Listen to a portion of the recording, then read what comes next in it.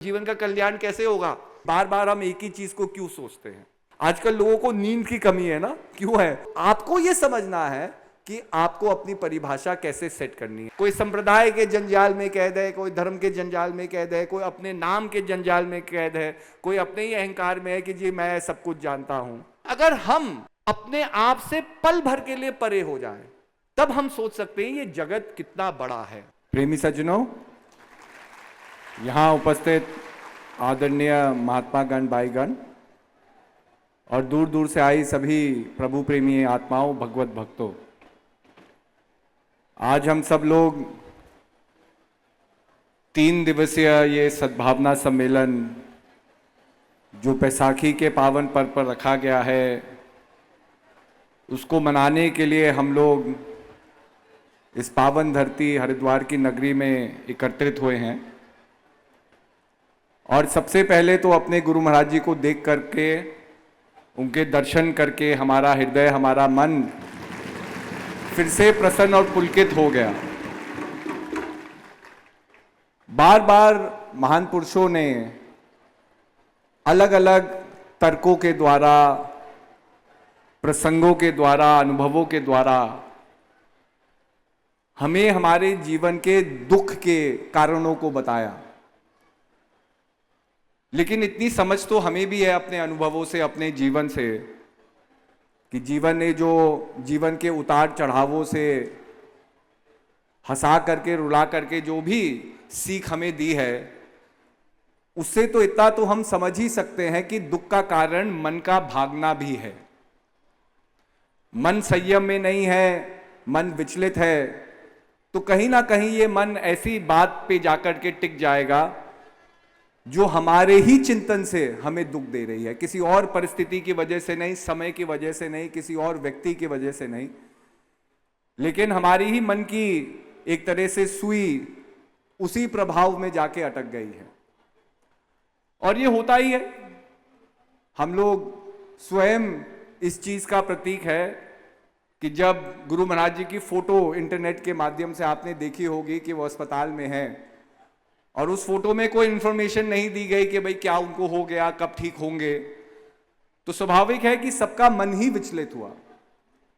लेकिन गुरु महाराज जी की सीख, गुरु महाराज जी ने जो जीवन भर समर्पित होकर के हमें जागृत करने का जो काम किया है, वो यही समझाने का काम किया है कि इस मन को विचलित ना होने दो। हम एक बड़ी अजीब पहेली सी है। किसी साइकोलॉजिस्ट ने एक बड़ी सुंदर बात कही। उसने कहा, आदमी जितना बुद्धिमान क्यों ना हो, आदमी कितना विकसित क्यों ना हो जाए, घूम फिर करके हम बड़े इर्रेशनल बीइंग्स हैं। इर्रेशनल बीइंग्स मतलब कि एकदम अटपटी सोच रखने वाले। अब वो क्या कहते हैं, वो उदाहरण देते हैं कि मान लो सबको पता है कि तला हुआ खाना नहीं खाना चाहिए, लेकिन आप किसी से भी पूछ लो कि भाई उनकी सबसे फेवरेट चीज क्या होगी, तो घूम फिर करके वहां आलू या कोई चीज तली हुई या कोई ऐसी चीज आ जाएगी जो हम जानते हैं अनहेल्दी है, लेकिन हमें पसंद बहुत है। तो जानना और उस चीज का निवारण करना दो अलग अलग चीजें हो जाती है। ठीक है, धर्म शास्त्रों ने भी मार्ग प्रतिष्ठित कर दिया कि भाई ये धर्म का रास्ता है। अब धर्म का रास्ता क्या है? वो तो कोई पथस्थल तो है नहीं। हमें अपने सोच, विचारों, आचरण, अपने स्वभाव को ही उस रूपरेखा में लाना है ताकि हम धर्म को समझ सके, उसका पालन कर सके। लेकिन उस रूप रेखा में अपने मन को ढालना तो मन की इच्छा होनी चाहिए ना।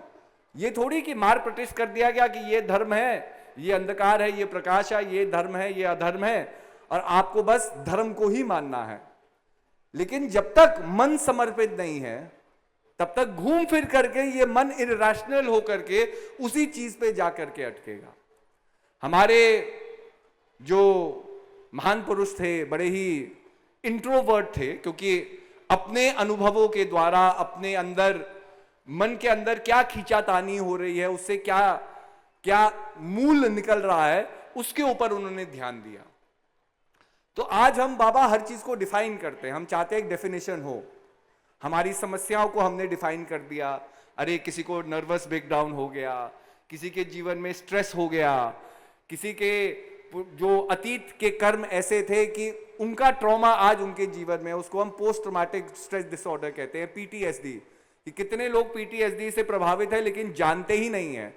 और पीटीएसडी का सबसे जो मूल प्रभाव है कि आदमी को गुस्सा बहुत आता है।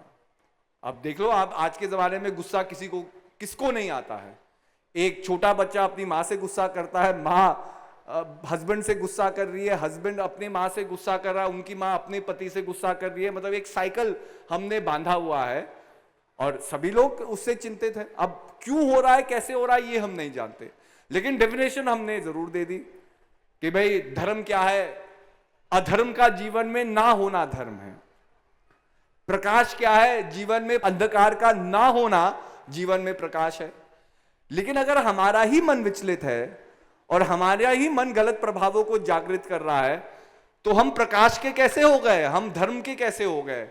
मूल वो अंधकार तो हमारे से ही शुरू हो रहा है और हमारे अंदर भी है। तो सबसे पहले अपने मन के इस भागने के तर्क को समझो। मन भाग क्यों रहा है, क्यों हम अपने जीवन से संतुष्ट नहीं है, या जो हमें संसार में मिला है उससे संतुष्ट नहीं है। और इसको जानने के लिए सबसे पहले मैं को समझना है। ये मैं बड़ा विचित्र शब्द है। अगर इसको अपने जीवन से हटा दो तो जीवन की परिभाषा अलग है, लेकिन अगर इस मैं के साथ जुड़े रहो तो जीवन की परिभाषा और हमारी रूपरेखा बहुत अलग सी हो जाती है। अमीर खुसरो हुए, उन्होंने बड़ी सुंदर बात कही। उन्होंने कहा, खुसरो प्रेम की दरिया, खुसरो प्रेम की दरिया उल्टी वा की धार। इसकी जो धारा है वो सीधी नहीं है। नदी की धारा तो एक डायरेक्शन में फ्लो करेगी और उसकी अपनी सीमाएं हैं। लेकिन ये क्या कह रहे हैं अमीर खुसरो, कह रहे हैं खुसरो प्रेम की दरिया उल्टी वा की धार, जो तैरे सो डूबे, जो डूबे सो पार। कि संसारिक नदी में ठीक है, हम नहर के प्रभाव से तैरने का प्रयास करेंगे और तैरते ही तैरते हम एक कोने से दूसरे कोने पे पहुंच सकते हैं, और जिस आदमी ने तैरना छोड़ दिया वो नदी में डूब जाएगा। लेकिन अमीर खुसरो कह रहे हैं जहां भावनाओं की बात है, जहां प्रेम की बात है, जहां अंतर जगत की बात है, फिजिकल वर्ल्ड के बारे में उन्होंने नहीं कहा। फिजिकल वर्ल्ड की अपनी रूपरेखा है, उसके अपने लॉज हैं, लेकिन जैसे इसके लॉज हमारे बाहरी जगत को गवर्न कर रहे हैं, आंतरिक जगत के, आपके इंटरनल जगत के भी उसके हिडन लॉज है, उसके हिडन पाथ्स है जिसको आपको फॉलो करना है, कनेक्शंस के अलग पॉइंट्स है। तो क्या कहा कि ये ऐसी दरिया है कि अगर आप इसमें तैरोगे, अगर आपके अंदर अहंकार है कि अरे मैं पार कर लूंगा, जैसे मैंने कहा कि मैं को ज्यादा जोर से जीवन में पकड़े रहोगे तो इस संसार की परिभाषा अलग है। हम अपनी ही भावनाओं में, अपने ही अहंकार में, अपने ही अंधकार में डूबते रहेंगे, उससे आगे नहीं बढ़ पाएंगे। और जो डूबे सो पार, जिसने अपने अहंकार को खत्म कर दिया, अपने अस्तित्व को खत्म कर दिया, मतलब उस मैं से मुक्त हो गया, तो वो भव सागर से तर गया। अब देखिए, समाज में ना परेशानी बताना बड़ा आसान है। मुझे तो वो लोग जो सबसे बुद्धिमानी लोग लगते हैं कि हम अस्पताल में हैं और वो आएंगे अस्पताल, आपको मिलने के लिए आ रहे हैं, और जैसे ही आपको मिलेंगे वो आपसे पूछेंगे आप बीमार हो गए क्या। नहीं नहीं, हमें तो ऐसे ही रोज हफ्ते में 3 दिन अस्पताल में रुकने की आदत है, घर में माहौल ठीक नहीं है, घर में बहुत लोग तंग करते हैं, तो कभी मन बहलाने के लिए अस्पताल में आ जाते हैं। यहाँ फ्री में बेड मिल जाता है, खाना अच्छा मिल जाता है, इसी के लिए हम अस्पताल में हैं। आप घर पहुंचेंगे, लोग कहेंगे अरे आ गए क्या। नहीं नहीं, हम तो बस जा ही रहे थे। मतलब जो है उसको बताने से हम अपने आप को सोचते हैं कि हम बहुत इंटेलिजेंट हो गए। अब ऐसे ही सबकी परेशानी क्या, वो बोलने की जरूरत क्या। आज मैं स्टेज से बोलूं भाई सब दुखी हैं, सबके जीवन में कोई उनको सताने वाला है, जिसके जीवन में ना भी सताने वाला हो वो स्वयं पीड़ित है कि मेरे जीवन में सताने वाला क्यों नहीं है और लोगों के जीवन में है। तो कहने का अभिप्राय कि रूपरेखा देखो ना, कि परेशानी हमें पता है कि हमारी परेशानी क्या है, लेकिन अपनी परेशानी से परे अगर हम संसार की परेशानी को देखेंगे तभी अपनी परेशानी भुला सकते हैं। लेकिन ये तो हम करते ही नहीं ना। हर चीज में वो मैं हमसे चिपका हुआ है, हर एक चीज में। मेरा काम, मेरा व्यवसाय, मेरी प्रार्थना, मेरी भक्ति। अभी हमने कितने प्रोटोकॉल लगाए। आप सब लोगों को पता है महाराज जी को लंग्स में इन्फेक्शन था। लंग्स फेफड़ों है, लंग्स फेफड़े हैं, और कोई भी चीज हम सांस ले रहे हैं, कोई भी छोटा सा कीटाणु, अगर मैं भी खांस रहा हूं तो मेरे कीटाणु भी दूसरे व्यक्ति पे सर सकते हैं। अब इतने लोगों को हमने समझाया मास्क पहन के रहना, यहां मत आना, गुरु महाराज जी आएंगे, इस एरिया को सैनिटाइज रखना, लेकिन वो मैं अभी भी चिपका हुआ है ना। हम आए सवेरे तो कोई महाराज जी के ही कमरे के बाहर नाश्ता कर रहा है, कोई बाई जी लोग घूम रहे हैं, उनने मास्क नहीं पहना हुआ। आप इतना लंबा सफर करके आ रहे हैं, कोई 2 दिन ट्रेन में किसी के साथ सफर कर रहा है, कोई बस में बैठ करके आ रहा है। हमें कोई सपना थोड़ी है कि हम क्या लेकर के आ रहे हैं। और अगर हम ही उन नियमों का पालन नहीं करेंगे तो हमें क्या मिलेगा। ठीक है, आप गुरु महाराज जी के दर्शन कर लेंगे, हो सकता है इतनी हजारों जनता में कुछ 100 लोग हो जिन्होंने उनके दर्शन कर दिए, लेकिन अगर मैं वो आदमी हूं जिन्होंने वापस कोई कीटाणु गुरु महाराज जी को दे दिया, तो ये कौन सी भक्ति सार्थक हो गई ना, कि अपना प्रणाम करने में मैंने और आगे पीछे किसी चीज के बारे में नहीं सोचा, जिसके लिए हम इतना बड़ा प्रयास कर रहे हैं और जिसके आराध्य से सब कुछ चल रहा है, उनके बारे में ही हम नहीं सोच रहे। तो ये भक्ति कहां से हो गई। और अगर हमने इस मुकाम को पूरा भी कर लिया तो ये हमारे जीवन की क्या अचीवमेंट मानी जाएगी। तो यही है ना, हर चीज में वो मैं कहीं ना कहीं हमसे चिपका हुआ है। लेकिन अगर इस मैं को भुलाना है तो अपनी आंखें खोलो, संसार में देखो। हम बार बार दुखी इसलिए है क्योंकि हम सोचते हैं, हम कंपैरिजन करते हैं, अरे भगवान ने इसको इतना दे दिया, मुझे कुछ नहीं दिया, अरे इसका इतना बड़ा घर हो गया, अरे इसका व्यवसाय इतना हो गया, अरे इसका परिवार इतना संपन्न हो गया। लेकिन आप अपने जीवन को भी देखो, आपको कितना कुछ मिला है, हमारे समाज ने कितनी वृद्धि की है, देश कितना आगे बढ़ा है। जब हम बचपन में होते थे बिजली नहीं आती थी, टीवी नहीं थे, मोबाइल नहीं थे, तभी भी तो जीवन था। ये थोड़ी कि जीवन आज ही है और पहले आज से 50 साल पहले नहीं था, या आज से 80 साल पहले जो लोग गांव में रह रहे थे उनका कोई जीवन नहीं था। उनका भी जीवन था, एक सोशल लाइफ थी, एक सोशल अंडरस्टैंडिंग थी। और गांव का जीवन तो इतना इतना सुकून का था कि लोग श्रम की भावना से अपने गांव की सारे दुख दर्द को दूर कर देते थे। आप देहरादून में रह ले, एक बड़ी इमारत में रह रहे, करोड़पति आपके साथ रह रहे हैं। आप गुड़गांव चले जाइए, कोई भी अपार्टमेंट आपको करोड़ों से कम का नहीं मिलेगा, लाखों से कम का नहीं मिलेगा। लखपति करोड़पति रह रहे हैं, बड़ी बड़ी गाड़ियों में चल रहे हैं, लेकिन एक व्यक्ति अपने पड़ोसी के दुख दर्द को नहीं जानता, बल्कि नाम भी नहीं जानता होगा। हजारों लोग एक ही बिल्डिंग में रह रहे हैं, रोज सवेरे एक दूसरे को देखेंगे, पार्क में चलते हुए मुस्कुरा देंगे, ये देख देंगे, लेकिन एक दूसरे के प्रति कोई भावना नहीं है कि अगर ये व्यक्ति दुखी हो, अगर इसके जीवन में, तो मैं किस तरीके से इसके दुख को दूर कर दूंगा। और थोड़े अतीत में जाइए, अपने गांव के जीवन को देखिए। आपके पास कुछ नहीं था, आप करोड़पति नहीं थे, गाड़ियां नहीं थे, अच्छे अच्छे कपड़े, फैंसी फोन्स नहीं थे, फैंसी कपड़े नहीं थे, लेकिन अगर आप बीमार होते थे, आपका पड़ोसी आपके साथ खड़ा था। आपके दुख दर्द में अनजान व्यक्ति आपके साथ खड़े थे और उनकी केवल एक ही भावना थी, एक ही स्वार्थ था कि ये व्यक्ति ठीक हो जाए। श्रम की बदौलत, श्रम मतलब सेवा भाव, कि जो हम सामूहिक तौर से कर सकते हैं। श्रम से उन्होंने कूल बनाए जिससे पानी आया, कूलों की सेवाएं होती थी, उसकी साफ सफाई होती थी। लोगों ने श्रम में अपनी जमीनें दान दे दी ताकि उस पर सरकारी स्कूल बन सके, इंटर कॉलेज बन सके, ताकि गांव के बच्चों को दूर ना जाना पड़े। और आज क्या है, एक छोटे जमीन के टुकड़े के लिए या एक फ्लैट के बिल्डिंग की ईंटों के लिए दो भाई लड़ते रहते हैं। कहां श्रम से परिवार एकजुट रहता था, पूरा गांव एक परिवार था, और आज हमने अपने ही स्वार्थ के लिए अपने परिवारों को भी तहस नहस कर दिया, उनको टुकड़ों में बटोर दिया। तो बाबा जीवन अच्छा कहां से हो रहा है। कहीं ना कहीं हम जो चीज एक संपन्न व्यक्ति बनने में सैक्रिफाइस कर रहे हैं, वो बहुत बड़ा सैक्रिफाइस है। तो मेरा कहने का मतलब है कि आप देखो, और ये चीज जीवन को ही देखने से ये सीख मिलती है। एक डॉक्टर थे, उनको एक बहुत बड़े पागल खाने का इंचार्ज बनाया गया।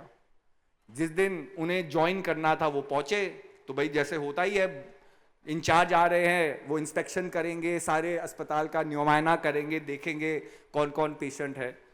तो सारा स्टाफ अस्पताल का तैयार था, डॉक्टर साहब आते हैं। डॉक्टर साहब पहले एक व्यक्ति स्टाफ से सबको मिलाता है, कौन कौन नर्स है, कौन कौन असिस्टेंट है, कंपाउंडर है। अब उनका टूर शुरू होता है, वो चलने लगते हैं। तो पहले एक हॉल में जाते हैं जहाँ कम, मतलब ना जो कम प्रभावित है अपने पागलपन से, मतलब वो ठीक भी हो सकते हैं, तो उनका वार्ड था जो नॉर्मल वार्ड होता है। अब वहाँ एक व्यक्ति बैठा हुआ है, बिल्कुल ठीक ठाक है, शरीर से भी बिल्कुल ठीक है, कोई ऐसा नहीं लग रहा कि उसको कोई कोई ज़्यादा मानसिक कोई सदमा लगा होगा। लेकिन बस हर 5 मिनट में वो खिड़की से आसमान की ओर देखता है और माया माया, हर 5 मिनट में माया माया कहता रहता है। अब वो डॉक्टर जो इंचार्ज होते हैं वो कहते हैं कि भाई मैंने बहुत पागलों को देखा है, पर ये किस तरह का पागल है, बस बड़े शांत पूर्वक बैठा है, मतलब कुछ कह भी नहीं रहा, ये मतलब एकदम अजीब सी इसकी हरकत है, एकदम बिल्कुल नॉर्मल लग रहा है, लेकिन बस पागलपन यही है कि ये एक माया माया किसी का नाम बस लेता रहता है, उसका ही चिंतन कर रहा है। तो वो कंपाउंडर जो टूर दे रहा था वो कहता है कि जी बात ऐसी हुई, इस व्यक्ति की हाल ही में शादी हुई और शादी के कुछ समय बाद ही इसकी बीबी इनको छोड़ के चली गई। अब उसकी बीबी का नाम माया था, तो उसी सदमे में कि इसकी बीबी छोड़ गई, अब इसको बस ये उनका नाम ही जपता रहता है, इसको ये सदमा है जीवन का। डॉक्टर साहब कहते हैं ठीक है।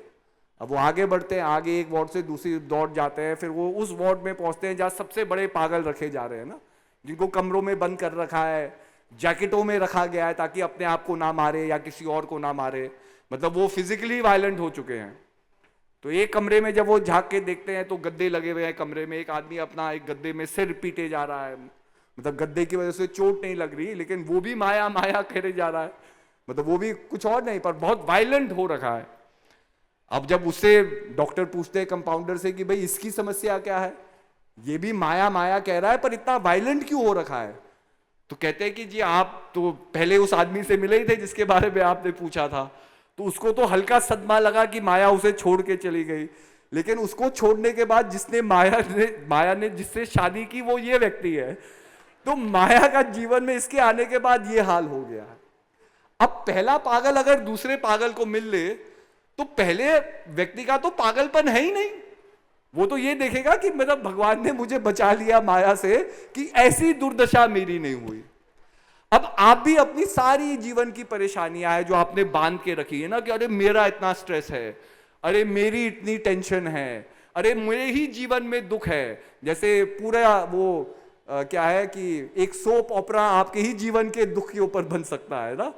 जैसे आजकल कितनी हम टीवी सीरियल देखते हैं, तो टीवी सीरियल में कोई अच्छी बात तो नहीं है, घूम फिर करके वो उल्टी बात ही सिखाएंगे कि क्या समाज में नहीं करना चाहिए, पर जो भी है, पर एक टीवी सीरियल तो आपके ही जीवन के ऊपर बन जाएगा जो बहुत ड्रामेटिक होगा, बहुत लोग देख के रोएंगे उनको ना कि भाई ऐसा जीवन तो भाई किसी का ना हो, सारे दुख इसके जीवन में है। तो जब हम ऐसा मान करके चलते हैं अपने आप को, तो हम देखते ही नहीं ना किसी और के जीवन में भी ज्यादा दुख है ना।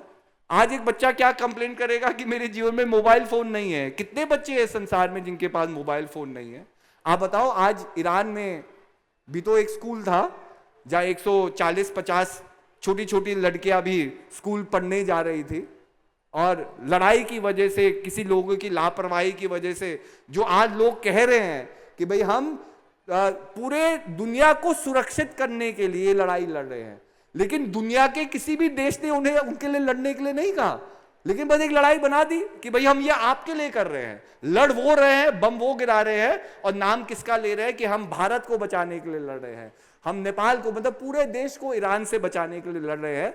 लेकिन किसी ने नहीं कहा, कोई एक देश बता दे, भारत ने कहा हो, नेपाल ने कहा हो, बांग्लादेश या चीन ने या रूस ने या मंगोलिया ने या किसी भी एक देश ने कहा हो कि हम ईरान से बहुत डरते हैं और इजराइल और अमेरिका आकर के आप प्लीज हमें इनसे बचाइए।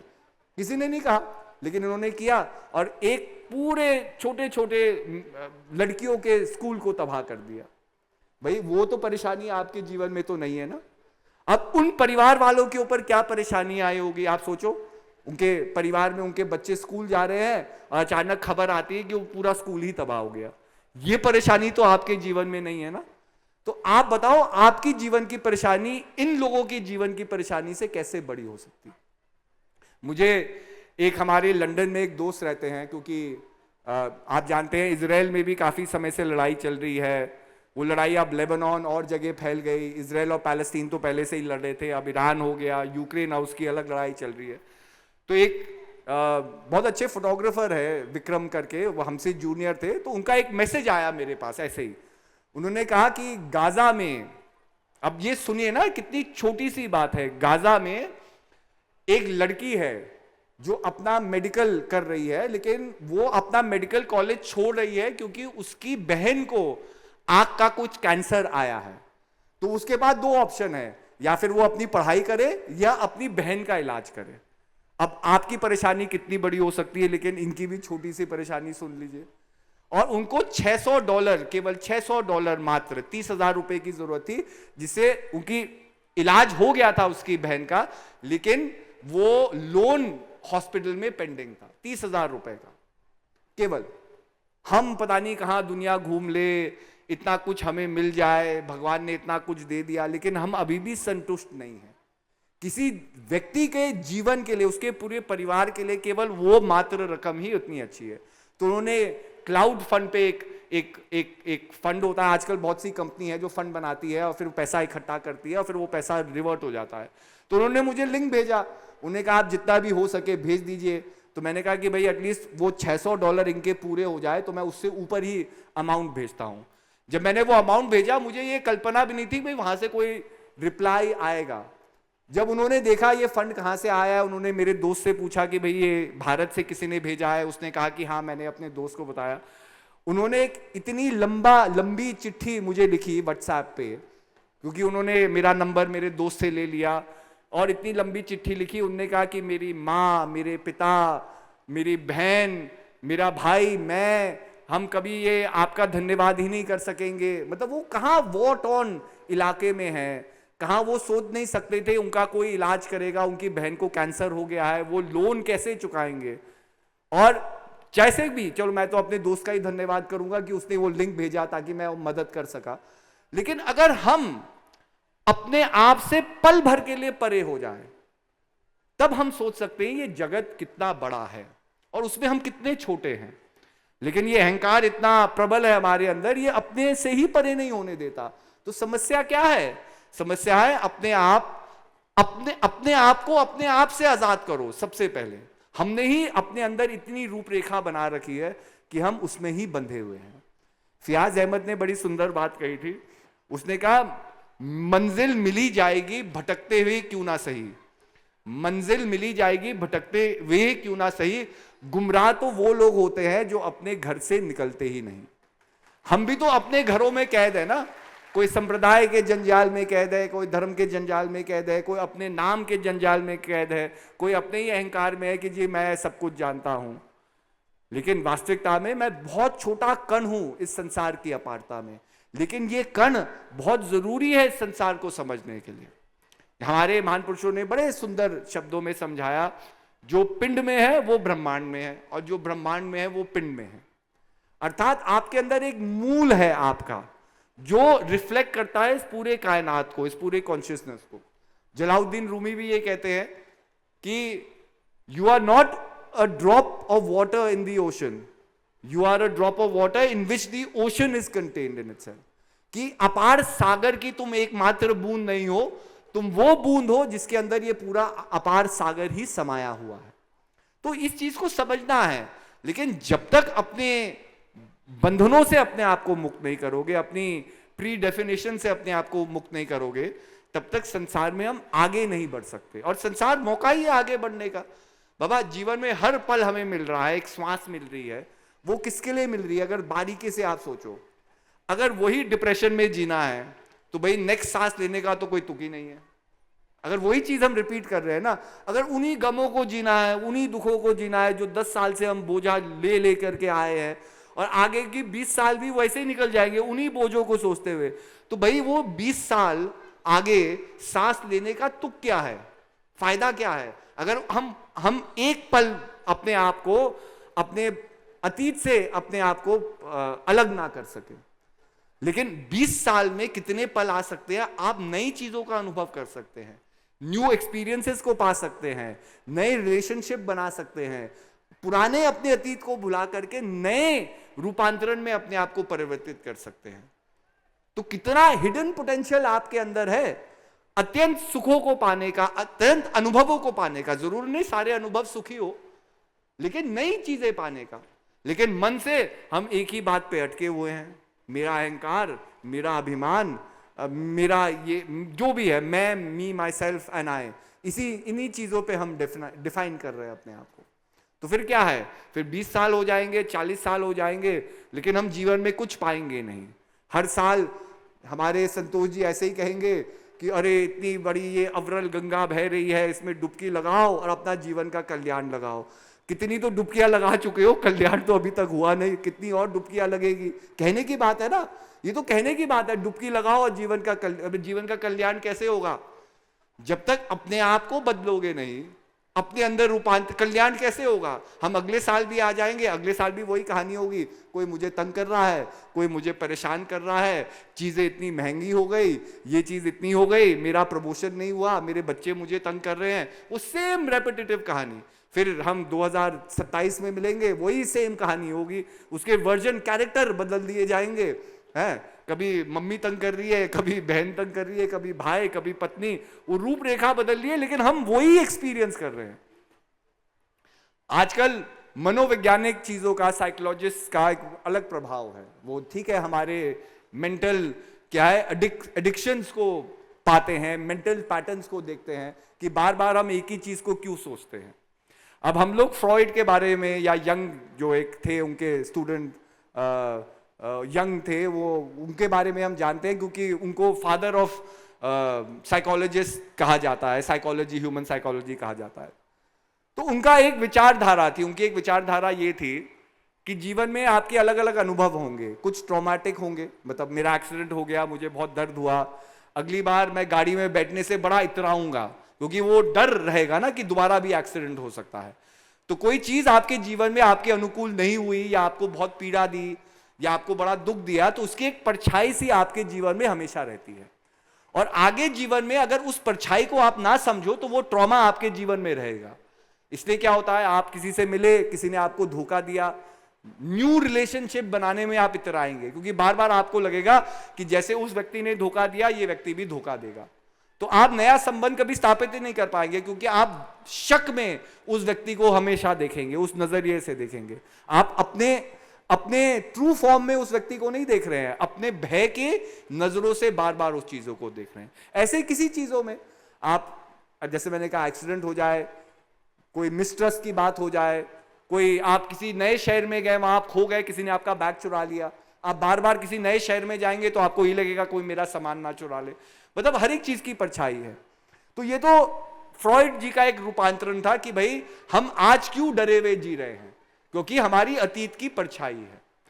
लेकिन उनके साथ एक और उनके फाउंडर थे, जिन्होंने साइकोलॉजिस्ट में, उनके ही समय में एक एल्डर करके हुए, डॉक्टर एल्डर, उन्होंने भी अपना एक अनुकरण निकाला कि भाई जीवन में हम ऐसे क्यों हैं। तो उन्होंने इसके विपरीत एक थ्योरी निकाली।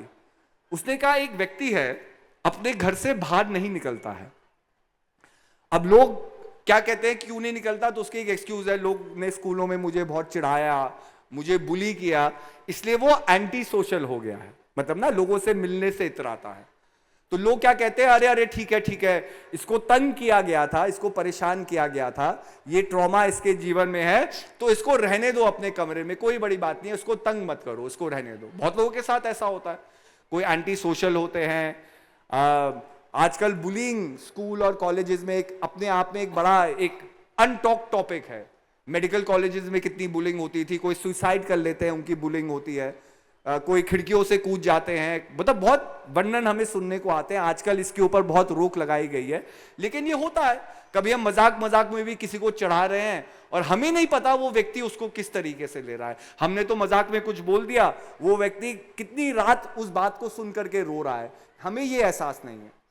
तो एल्डर कहते हैं कि एक तो चलो बात सही है कि हो सकता है उसके जीवन में कुछ ऐसी घटना घटी हो जिससे वो डरा हुआ हो, लेकिन वो घटना तो पहले घट गई ना, और वो घटना किसी और व्यक्ति के साथ घटी है। आज वो व्यक्ति नए लोगों से मिलने से क्यों अतरा रहा है? वो तो वो व्यक्ति है नहीं, और ना उसे वो उस तरह से ट्रीट कर रहे हैं। तो कभी कभी ना हम इतने अंदर से इतने चालाक हो जाते हैं, मन इतना चालाक हो जाता है कि एल्डर की क्या सिचुएशन है, वो उनका कहना है कि हम लोग इसको एक एक्सक्यूज की तरह यूज करते हैं ताकि हम अपने जीवन को ना बदले। कि हमने एक एक्सक्यूज ले ली कि अरे मुझे प्रताड़ित किया गया, तो अब मैं ऐसा का ऐसा ही हूं, अब मैं टेंशन ही लूंगा, अब मेरी डेफिनेशन ही बता दो कि ये व्यक्ति बड़ा स्ट्रेस करता है क्योंकि उसके जीवन में ये दुख आया। लेकिन आज वो दुख की कोई परिभाषा नहीं है। अगर वो चाहे तो आज खुशी खुशी अपने जीवन को जी सकता है, लेकिन वो दुख में रहना चाहता है क्योंकि जीवन आसान है। लोग कहेंगे अरे बेचारा, इसको कुछ मत करो, अरे इसको कोई तकलीफ मत दो, क्योंकि वो एक उसकी आदत बन गई ना कुछ करने की। घर में बैठा रहेगा, अपने कमरे में बैठा रहेगा, तो उसने एक रूपरेखा अपनी बना ली जो इस चीज को इन्फोर्स कर रही है कि अरे वो अपने आप को बदल नहीं सकता। लेकिन ये केवल उसकी मानसिकता है। अगर वो सोचे वो अपने आप को बदल सकता है तो बदलाव तुरंत है, इसी समय है। तो उनका जो माध्यम है साइकोलॉजी से लोगों को ठीक करना बड़ा डायरेक्ट है, और बहुत लोग इसको मानेंगे ही नहीं। लेकिन अगर सटल रूप में आप देखो, जब हम बहाने मारते हैं, जब हम गुस्सा होते हैं, हमारा बहुत मैनिपुलेटिव वे है। गुस्सा क्यों होना है, किसके आगे क्या कहना है। अगर हम चाहते हैं इसको बात ना पहुंचे तो हम 10 लोगों को वो बात सुनाएंगे ताकि वो बात वहां पहुंचे, लेकिन मेरे माध्यम से नहीं। हमें सब पता है और हम ये जानबूझ करके कर रहे हैं, कैलकुलेटिव वे में कर रहे हैं। तो आप बताओ, हम संसार से जरूर छल कर लेंगे, लेकिन आप अपने आप से छल नहीं कर सकते। और आध्यात्मिक परिभाषा यही है कि संसार के जो नियम हैं वो लागू नहीं होते हैं। उल्टी वा की धार, जो तैरे सो डूबे, जो डूबे सो पार। तो आपको यह समझना है कि आपको अपनी परिभाषा कैसे सेट करनी है। या फिर हम हाथ के हाथ धरे बैठे रहे, भगवान को ब्लेम करते रहे, अपनी वाइफ को ब्लेम करते रहे, अपने परिवार को ब्लेम करते रहे, समाज को ब्लेम करते रहे कि भाई इन लोगों की वजह से मेरा मन भजन में नहीं लग रहा। या फिर वी टेक अप रिस्पॉन्सिबिलिटी और हम ये एक्सेप्ट करें कि हमारी मन की चंचलता से, हमारे ना कर्मों से, हमारे ना सोचने से हमारा मन भजन में नहीं लगेगा। और अगर मन लगाना है तो भजन के बारे में सोचो, वही समर्पण है। रोज सवेरे उठ करके भजन हमें करना है, इसको एक नियम बनाओ, यही समर्पण है। यहां से बहाने मारोगे तो कहीं नहीं जा सकते। अपने आप से आप छल नहीं कर सकते। संसार से जरूर झूठ बोलोगे, किसी और से जरूर बोलोगे, लेकिन जब रात को अपने आप सोना होगा तब ये जीवन सारी सच्चाई देगा। भाई आज के जमाने में एक अच्छा व्यक्ति कौन है? भाई बड़ा डिफिकल्ट है मानना। हम भाई कैसे जान ले आपकी मंशा क्या है? आप हमें मिल रहे हैं, आपकी मंशा क्या है? किसी की मंशा कोई आदमी कैसे जान ले? इंटेंट कैसे जान ले? तो मेरा तो मानना है जो व्यक्ति रात को खर्राटे मार करके सो रहा है वो बहुत अच्छा व्यक्ति है, क्योंकि क्लीन कॉन्शियसनेस है। और जो व्यक्ति कुछ गलत काम करेगा, छल करेगा, कपट करेगा, कहीं ना कहीं रात को उसकी आत्मा ही उसे जगाएगी, वो सो नहीं पाएगा। आजकल लोगों को नींद की कमी है ना, क्यों है? तो देख लो, जिसको सबसे ज्यादा नींद की कमी, वो ज्यादा उतना ही ज्यादा छल कर रहा है, उतना ही ज्यादा उसके अंदर वैमनस्यता है, उसके अंदर ही वैराग्य नहीं है संसार के प्रति, उसके अंदर नेगेटिव भावना है अपनों के प्रति। और जो व्यक्ति घोड़े बेच करके सो रहा है वो मुक्त है, वो आजाद है। इसलिए हम भी पहाड़ में जब किसी से पूछते हैं ना, तो हम क्या पूछते हैं कि भाई हवा पानी ठीक है। हवा पानी का मतलब क्या है? हवा हम जो ले रहे हैं वो कितनी जरूरी है। आज जितने भी डिजीजेज हो रही है, प्रदूषण हो रहा है, किसी को सुपर बग लग रहा है, वो भी बहुत अच्छी बात है। लोग अपनी उम्र तो समझ रहे हैं एटलीस्ट उसके कारण, मतलब लोग बीमार हो रहे हैं, ये हो रहे हैं, जो अपने आप को सोचते थे अरे हमें तो कोई चीज हिला नहीं सकती और हम क्या है, अजर अमर और अविनाशी है, सब चीजें बदल रही है। मतलब तो कहने का अभिप्राय है कि ये तो चीज जीवन ही सिखा रहा है ना। तो जीवन से सीखो और प्रेम प्यार से सीखो। तो जीवन में अगर तुम्हारा हृदय साफ है, हवा पानी साफ है, अच्छा खा रहे हो, अच्छा सोच रहे हो, अच्छा जीवन में ले रहे हो, तो जीवन में कुछ खराब ही नहीं होगा। लेकिन मन जब कपट को रखेगा, छल को रखेगा, वहीं हम अपने आप के अंदर क्या है, कंटामिनेशन शुरू करते हैं, पॉइजनिंग शुरू करते हैं। और मानसिक पॉइजनिंग आज के जमाने में, भाई थोड़ा गलत खा लोगे, दवाइयां हैं, हवा खराब है तो भाई एयर प्यूरिफायर है, या वो डॉक्टर कह देंगे भाई चीड़ के पेड़ जहाँ वहां चले जाओ, वहां थोड़ा सांस बदलेगी, आप हिल स्टेशन चले जाओ ठीक हो जाओगे। लेकिन ये मन का पोल्यूशन की क्या क्या दवा है, आप बताओ? ये तो हमें ही अपने कर्मों से, अपने अपने परिश्रम से इसको साफ करना होगा। तो जीवन में हम गुरु महाराज जी के अगर शिष्य हैं, अगर उनके अनुयायी हैं, तो सबसे पहले गुरु महाराज जी के बताए हुए मार्गदर्शन पे चलो। और वो मार्गदर्शन हमें अपने आप से बहुत दूर ले जाता है, लेकिन अपने आप को समझो कि इस मैं से परे भी तुम्हारी डेफिनेशन है, तुम्हारी एक रूपरेखा है, उस सत्य की रूपरेखा, उस मूल को जानने का प्रयास करो। यही जीवन का सार है, जीवन का सानिध्य है, जीवन का महत्व है। तो मैं यही कहूंगा, आप सबको बैसाखी पर्व की बहुत बहुत शुभकामनाएं। आगे 3 दिवसीय कार्यक्रम है, आपको सभी महात्मा बाई जी, माता जी, मोहना जी, आराध्या जी, सबके वचनों को सुनने का मौका मिलेगा। तो इन्हीं शब्दों के साथ सबको दुआ आशीर्वाद। हरि ओम तस्वीर।